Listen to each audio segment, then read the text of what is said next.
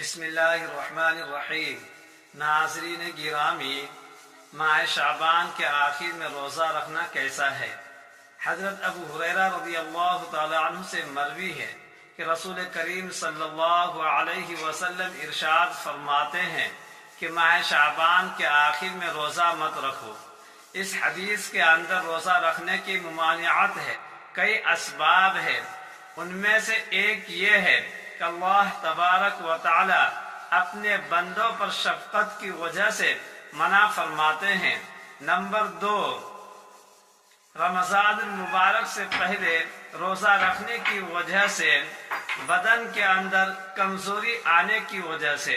Number 3, उन लोगों के लिए 15 शाबान के बाद रोज़ा रखना मना है जिन्होंने 15 शाबान से पहले कभी रोज़ा नहीं रखा है।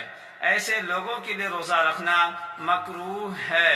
दारुल इफ्ता जामिया उलूम इस्लामिया अल्लामा मोहम्मद यूसुफ बिन नूरी टाउन।